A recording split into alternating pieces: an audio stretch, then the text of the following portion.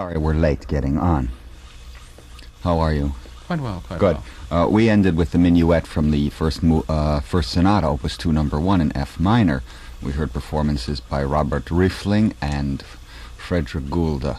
Let's have a performance now by Bruce Hungerford of the minuet.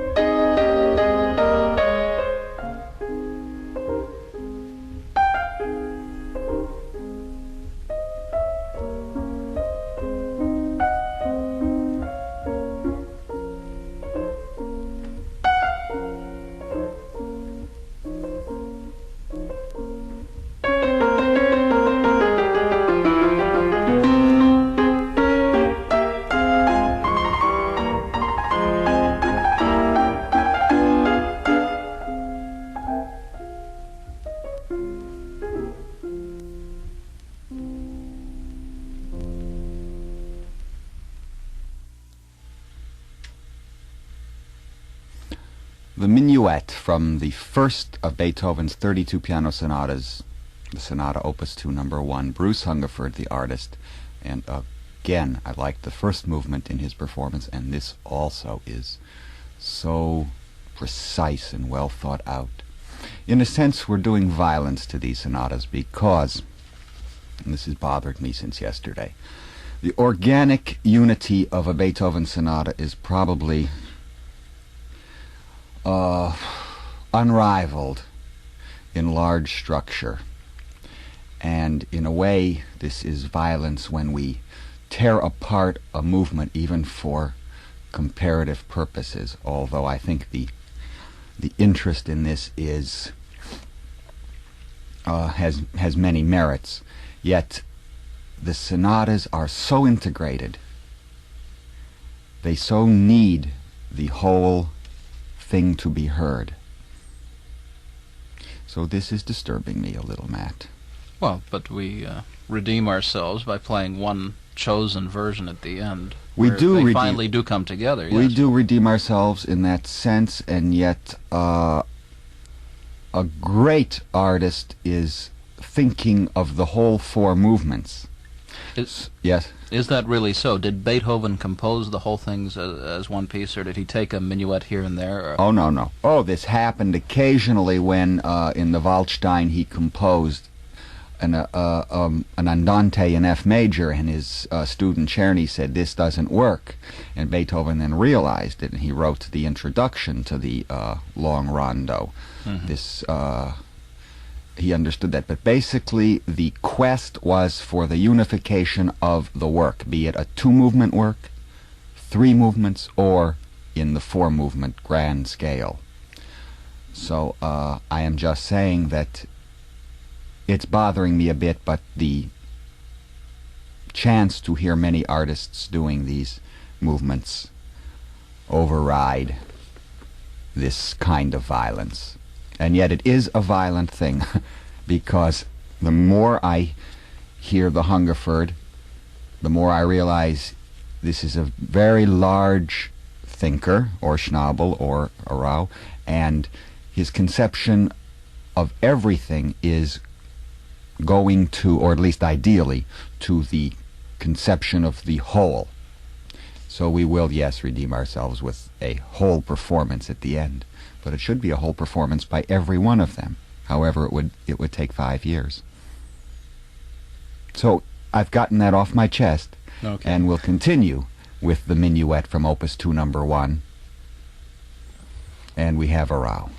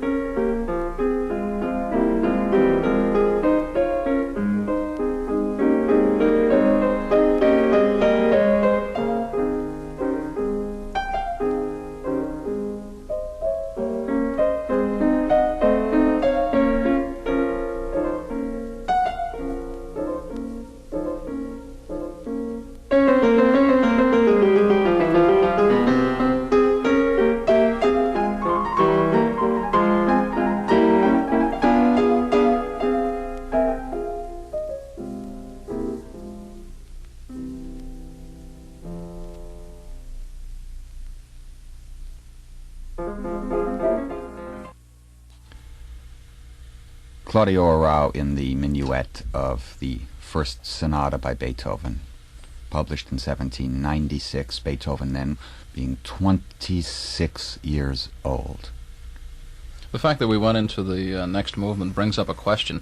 When Beethoven wrote these and when he played them himself, were there pauses, long pauses between the movements, which we occasionally hear in concerts nowadays, or was it very short and played almost virtually without interruption? It's up to the performer and how the performer feels the entrance into the next movement. That's also part of the time cycle of the work. And each performer will have, and we're seeing this to such a varied degree in these sonatas, and we will continue to. This silence between movements is a tricky business, especially in public performance. Let's hear Barenboim, and we'll hear a slower minuet.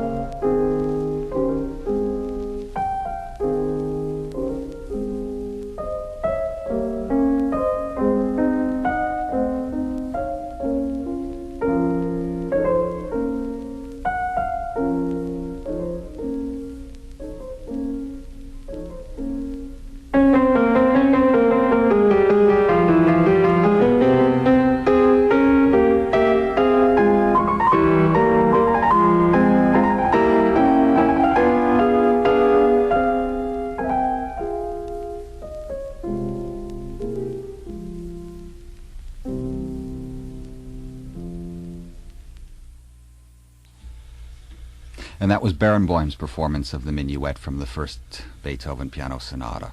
Amazing how slow his tempos are. Arau, who usually is a slow player, was fast compared to Barenboim. And I call him the Klemperer of the keyboard, Daniel Barenboim. Okay, we have the finale of the F minor sonata, and Gieseking will be heard.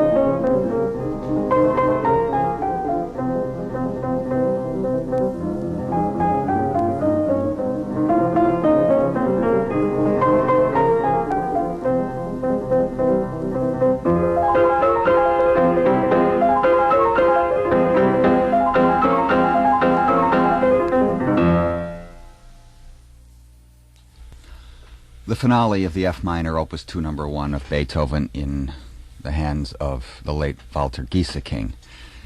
And that didn't quite make it for me. I think of this as a real spurt of energy and a more violent piece. It's like a miniature Appassionata, which is also in F minor.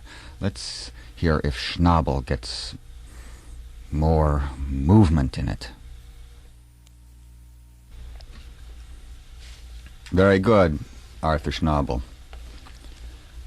And that was the finale of the F minor sonata, Beethoven's first piano sonata dedicated to Haydn. Haydn taught Beethoven, but it didn't work out too well. Beethoven was physically not too attractive to judge from the various pictures that come with these albums. Was he a big man? Beethoven was 5 foot 5.5 inches high. Stocky, often didn't shave, did not wear a beard, of course, as you have seen many photographs of Beethoven. His hair, jet black, unruly. His dress was a scandal in, let's say, 1801. In what way? Well, everyone at parties were wearing silk stockings, powdered wigs, and Beethoven, as he'd walk in, absolutely was a new man. It was the 19th century. No such thing as Beethoven wearing buckles. Can you imagine the creator of even this first piano sonata wearing buckles on his shoes? He was slovenly, no wig, no refinements, was very proud of that. And remember, he was part of the revolutionary spirit of the day. He was a rebel. True child of the French Revolution, a Democrat at heart. And we'll get more and more into this personality, which is the first great romantic figure of the 19th century, and he is always in the public's consciousness in one way, be it a T-shirt you'll see on the street by a hippie. Beethoven is a symbol. In fact, along with Michelangelo and Beethoven, I would say that if the human race voted, and if there were a big committee in the outer cosmos, and who would represent mankind, I think that Beethoven would get the vote. We'd send Beethoven out to say, this is the man who is the earthling who best represents our ideals, our aspirations, etc., etc. But he led such a wretched life to judge from. Wretched in many ways, and of course sublime. Depends upon how you look at it. There's his isolation alone after the deafness made a sublime creative force. The man was unhappy often, and we'll get into that more and more. But you were discussing his physiognomy. Czerny, we were talking about before. He was one of the best students of Beethoven, and he was taken as a boy of 10 to study with him in 1801, Beethoven then being 31 years old, and the deafness now is beginning to deteriorate fast. Anyway, this is what Czerny saw. We mounted, says Czerny, 5 or 6 stories high to Beethoven's apartment, and we were announced by a rather dirty-looking servant. In a very desolate room, with papers and articles of dress strewn in all directions, bare walls, a few chests, hardly a chair except the rickety one standing by the piano. There was a party of 6 or 8 people. Beethoven was dressed in a jacket and trousers of long, dark goat's hair, which at once reminded me of the description of Robinson Crusoe I had just been reading. He had a shock of jet-black hair cut a la Titus, standing straight upward. A beard of several days' growth made his naturally dark face still blacker. I noticed also with a child's quick observation that he had cotton wool, which seemed to have been dipped in some yellow fluid, in both ears. His hands were covered with hair, and the fingers very broad, especially at the tips. That's an interesting description there about the broad finger. Many people think that this is the kind of hand which is the best hand for piano playing. Thick and broad at the tips. Anton Rubinstein had them, and they were generally called by romantic critics velvet paws. Beethoven was a tumultuous piano player. the greatest pianist of his time in certain ways, and as an improviser, just unbelievable from all accounts. But as he became deaf, the piano playing, of course, dwindled, and it became a very sad, sad thing. Was composing so desperately, and the sound was harsh, and everything was dynamically off. Is it true that he used to bite the piano while he was playing it just to hear? He'd get so close, and sometimes he'd have the ear trumpet put to his ear. It was a long and sad deterioration from the age of 28 until his death at the age of 27. It got worse and worse. It was probably syphilis. That's very interesting. A cruel fate, because this man probably had the finest, and Beethoven himself said this in a letter, the finest ears of anyone of his time. And he was a proud man. You see, he couldn't go out and say, I am deaf, I can't hear. He was a very gregarious social being. He loved to be with people. Actually, his nature was very affectionate, became more and more misanthropic, more and more reclusive, and the deafness was something that he was so embarrassed about. How could I, this great genius of a composer? Remember, he spoke of himself like this. This is the first great ego-conscious artist.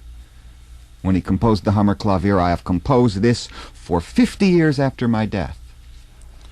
How did he get along with Haydn? He must not have at all. He admired Haydn. My goodness, Haydn was the most celebrated living composer until his death in 1809.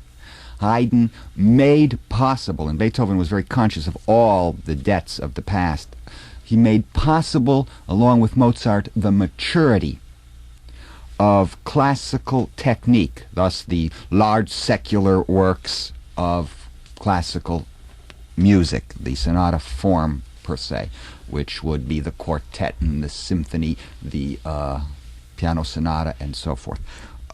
He understood that he was living at a time where these techniques were on the verge of absolute maturity. And it's very important for any great artist to be born at the right time, and no artist in history has ever been born at a more precise time than Beethoven.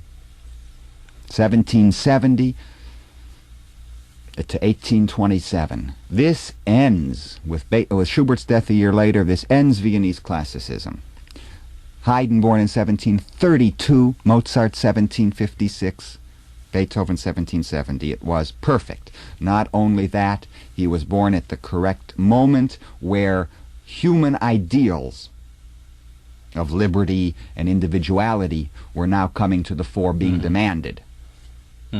So this all ties in with the fact that this man wouldn't wear a wig. He wouldn't bow to the Empress Maria Theresa. She had to bow to him. The fact that they tolerated him, of course, was a product of the times. They had to because he was a necessary part of it. Yes, but we must give credit to an aristocracy at that moment which was so supportive, so ripe for the artist to make a living from them. Remember, there was not yet, from the Industrial Revolution, a middle class who would yearn to go to concerts, would yearn to pay for an artist's living, being it as a performer or as a composer. Beethoven, although treated his friends wretchedly, princes and archdukes, was very fortunate in them. So the Vienna he matured in was also very necessary. Now let's get to another performance of the F minor Sonata, Opus 2, number 1. This time who? Bachhaus. Bachhaus.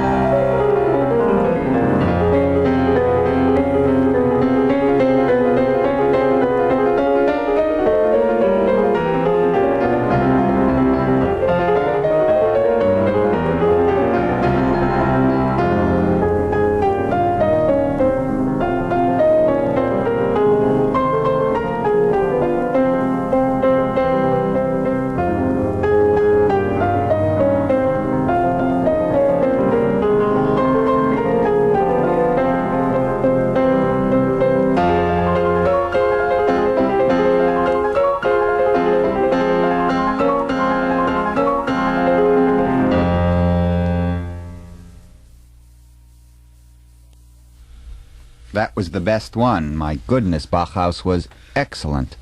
Okay, we will return with the whole sonata in the hands of Australian-born Hungerford after these messages.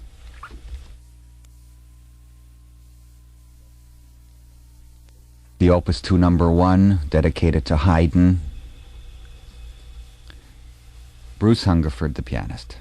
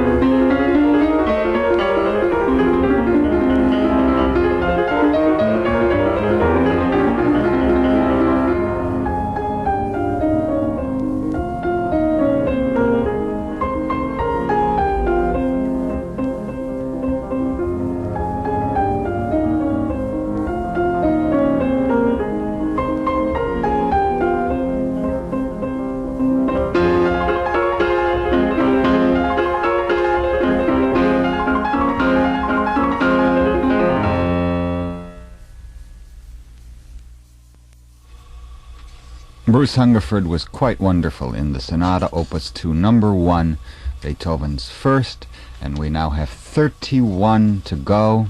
Tomorrow we'll be dealing with comparative performances of Opus 2 number 2. Thank you very much for listening to this program.